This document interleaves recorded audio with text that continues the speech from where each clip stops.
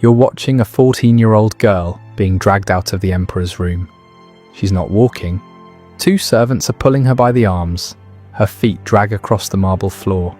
Her eyes are open, but there's no one inside anymore. 3 days ago, that girl was laughing in the room next to yours. This morning they called her. Now she's something else, like someone pulled her soul out. A servant sees you watching. She grabs your arm, pulls you back into your room. Don't look, never look. And when they come for you, don't fight. Rome. Year 39. AD. You're 14 years old. You've been locked in a place called the Garden of Venus for 6 days. And you just learned what happens to girls when they get summoned. Your dad said this was a privilege. Your mum cried when you got on the carriage. The neighbours watched with envy as you rode up the hill toward the palace. No one told you the truth. No one told you that the most powerful man in the world has a system, like a factory, that writes down girls' names on tablets, their ages, what they look like, and calls them one by one to his room. And when they come out, they're not the same anymore. This is the story of what Caligula did to the girls in his palace. And the scariest part isn't what he did. It's that no one stopped him. Not the senators, not the guards, not even the parents who handed their daughters over at the door. Everyone knew, and everyone stayed quiet. If this story grips you, drop a like and subscribe. It takes a second and helps us pull more voices out of the silence. But before you understand what happened in those rooms, you need to understand how a human being becomes capable of this. Because Caligula wasn't born a monster, he was manufactured. The year is 19 AD. A 7-year-old boy runs through a Roman military camp, wearing a miniature soldier's uniform, complete with tiny armour and little red boots. The soldiers adore him. They call him Caligula, Little Boots. He's the son of Germanicus, Rome's greatest general since Julius Caesar. The men believe this child brings them victory. He has no idea what's coming. 1 year later, his father dies. The official story: sudden illness. The whispered story: poison. Ordered by Emperor Tiberius himself. Caligula is 8 years old when the machine starts destroying his family. His mother, dragged from their home, accused of treason, starved to death in exile. His oldest brother, arrested, imprisoned, so hungry he tried to eat the stuffing from his mattress. His second brother, exiled to an island where guards tortured him until he smashed his own head against the walls to end it. One by one, erased, and young Caligula watches all of it happen. By 31 AD, he's the last one left, 19 years old, the sole survivor.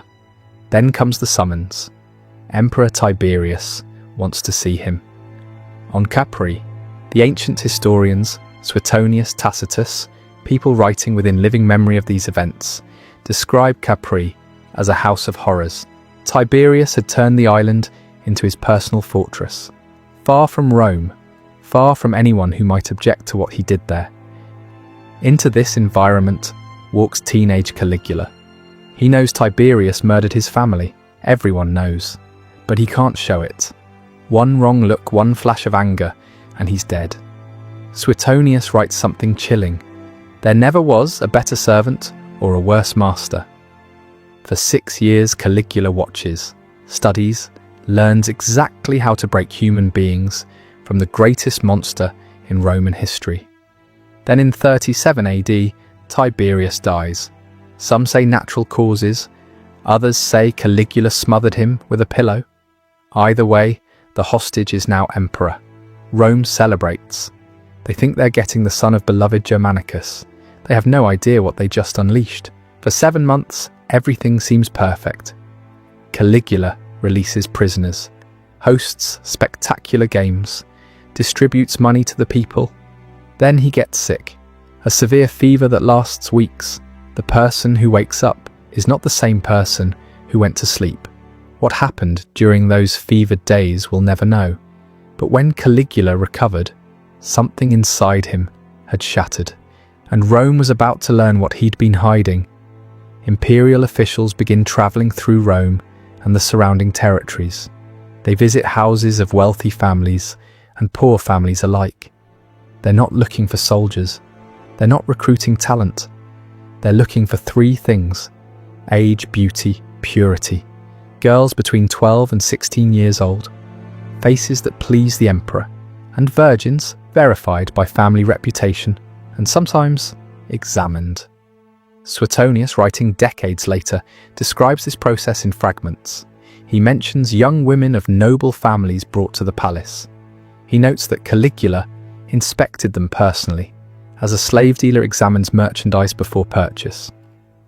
Even Suetonius, a man who documented orgies, murders, and incest without flinching, seems uncomfortable describing what came next. Records were kept.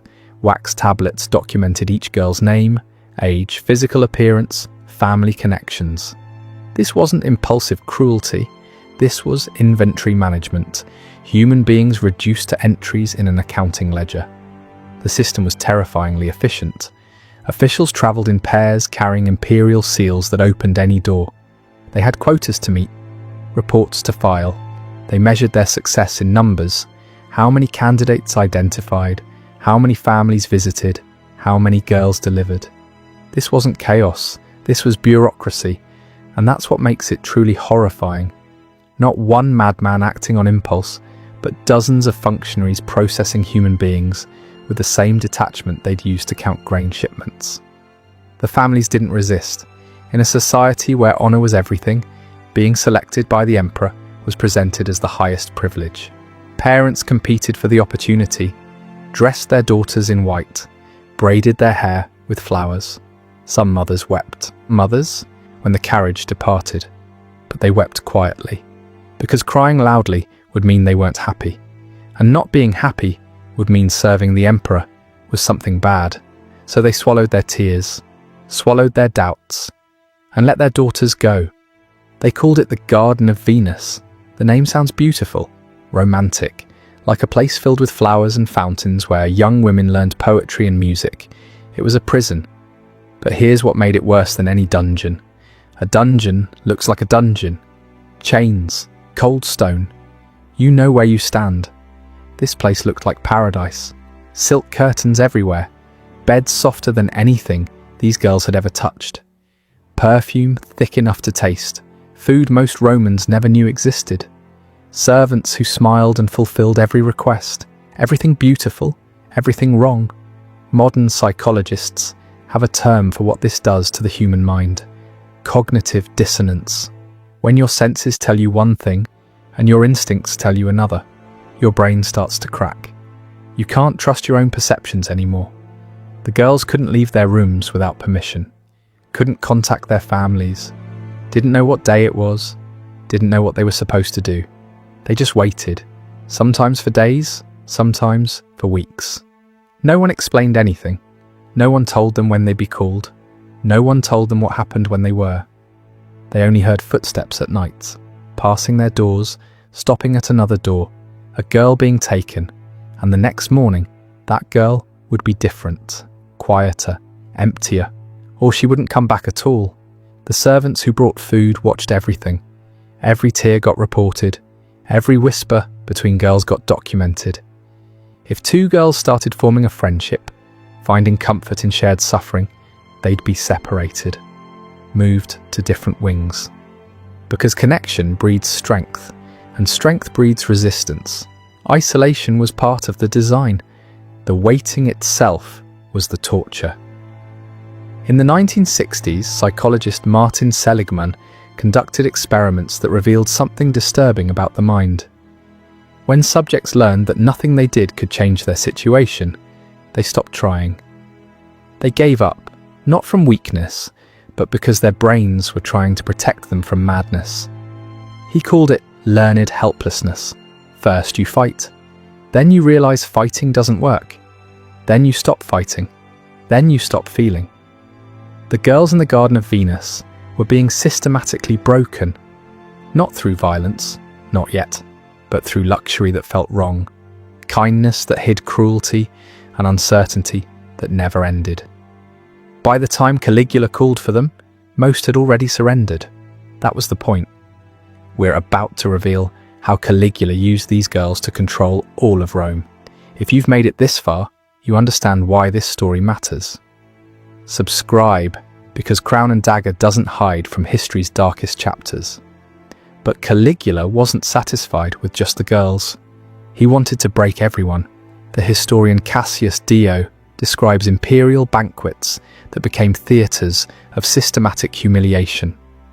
Marble halls filled with Rome's most powerful men, senators, generals, governors, eating and drinking and pretending everything was normal. Then Caligula would stand, walk between the tables, examine the wives of his guests, the way he examined the girls in his garden.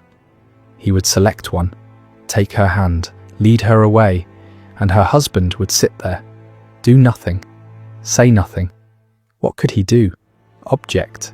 His children would be dead by morning, his entire family erased from Roman history. So he sat, drank his wine, made small talk with the man beside him, who was pretending not to hear anything. Waited. 20 minutes passed. 30.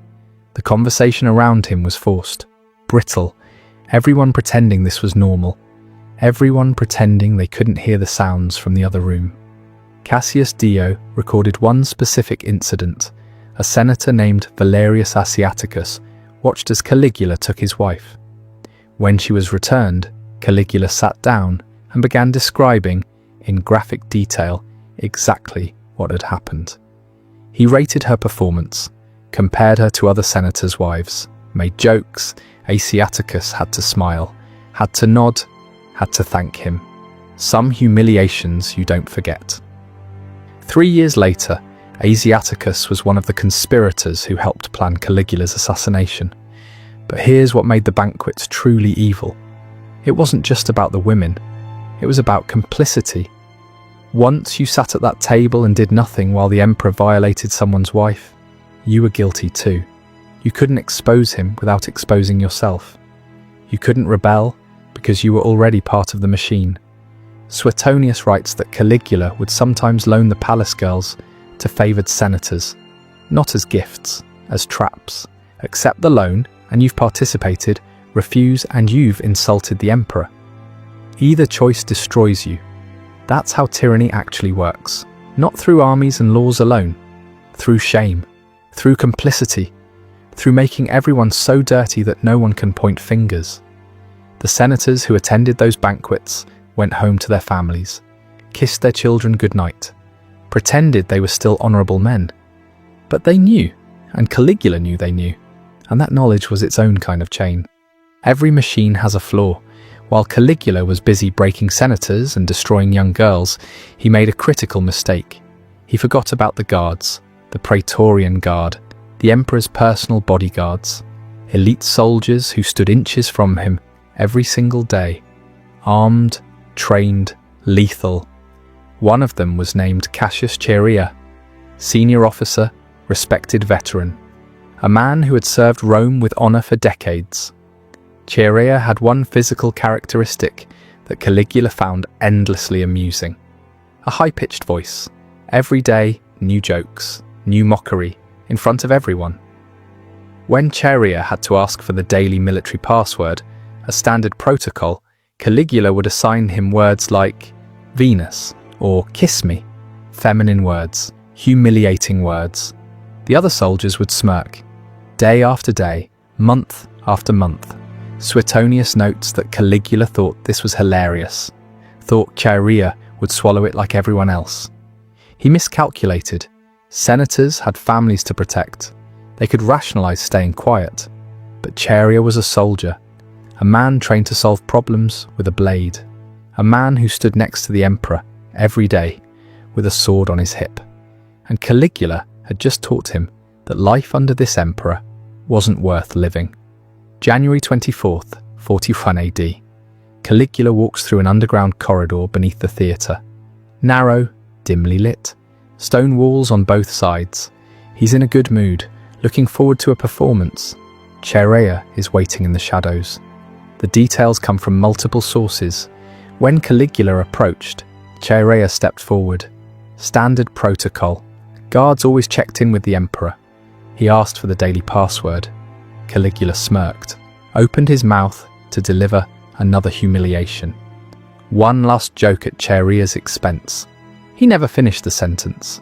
Chaerea screamed, "Take this," and drove his sword up under Caligula's ribs. The corridor was too narrow to escape. Conspirators at both ends. They swarmed him. 30 stab wounds. They didn't stop until nothing remained that could possibly be alive. 4 years of accumulated terror. 4 years of humiliation. 4 years of watching girls destroyed and senators broken. Released in 60 seconds of frenzied violence. But they weren't finished.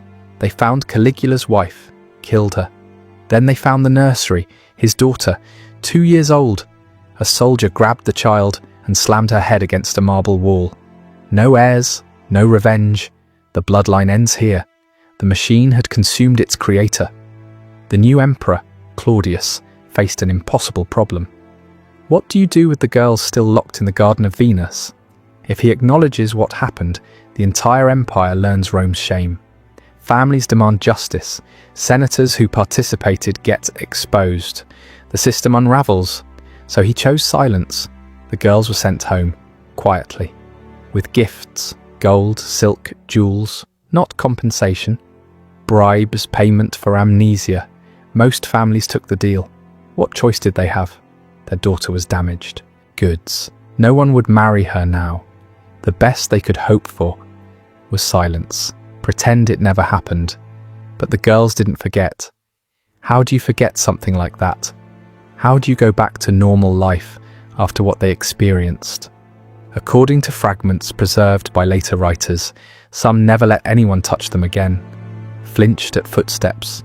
Couldn't sleep without a lamp burning. Some woke screaming from nightmares for decades.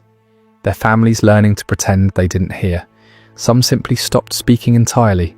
Sat by windows for hours, stared at walls, lost in memories they couldn't escape and couldn't share. The Greek physician, Galen, writing a century later, described symptoms he'd observed in women who'd survived traumatic captivity, loss of speech, inability to eat, a deadness behind the eyes. He didn't connect it to the Garden of Venus. Maybe he didn't know. Maybe he knew and couldn't say. But the symptoms match perfectly. One woman, according to a fragment found centuries later, didn't speak about the palace for 50 years. 50 years of silence. Then on her deathbed, she told her granddaughter everything. The granddaughter wrote it down, then burned most of it, but pieces survived. Copied by monks who didn't understand what they were preserving. Hidden in monastery libraries for centuries. And those fragments are how we know any of this happened. Claudius ordered most of Caligula's records destroyed. The ledgers, the tablets, the documentation of the machine, burned. The official histories we have today were written decades later. Suetonius, Tacitus, Cassius Dio, working from memories, rumours, and surviving fragments. Which means what you just heard is only what survived the purge. Imagine what was lost. Imagine what was so disturbing that even Romans who watched people die in arenas decided it needed to be erased. The Garden of Venus is gone now, buried under centuries of construction. Archaeologists have found fragments, a mosaic here, a perfume bottle there. But the rooms themselves? Destroyed. Forgotten. Rome wanted to forget. But you can't erase everything. You can burn documents, silence witnesses, rewrite histories, but you can't erase what people carry inside them. You can't kill what gets carved into memory. You can't destroy the fragments that survivors hide in places no one thinks to look. The girl from the beginning of this story, the one being dragged out of the emperor's room, she was real. We don't know her name. History didn't bother recording it. She was just a number on a wax tablet, a piece of inventory that got used and discarded. But she existed. She had dreams. She had a family. She had a whole life ahead of her before they knocked on her door. And someone somewhere loved her. That's what empires do. They turn people into numbers. They turn lives into inventory. They build systems so efficient that no one person feels responsible. The officials were just following orders. The guards were just doing their jobs. The senators were just protecting their families. The parents were just accepting an honor. Everyone had an excuse, and the machine kept running. The only thing that stopped Caligula wasn't morality, wasn't justice, wasn't the Roman people rising up in outrage. It was one soldier who got humiliated one too many times. If Charia had been a little more patient, a little more afraid, the machine would have kept running. How long? We'll never know. And that's the lesson that echoes across 2,000 years. Systems of cruelty don't fall because they're evil. They fall by accident, by one person breaking at the right moment. The rest of the time, they just keep running, consuming lives, creating silence, waiting for someone to finally say, enough. The Garden of Venus operated for 4 years. 4 years of girls being processed like inventory. 4 years of senators being broken at banquets. 4 years of parents handing over daughters and telling themselves it was an honor. And if one soldier hadn't been mocked one too many times, it could have been 40 years, 400. The machine doesn't care how long it runs. It just runs. That's why these stories matter. Not because they're ancient history, not because they're safely in the past, because they're patterns, templates, blueprints that get used again and again. Different faces, different places, same machine.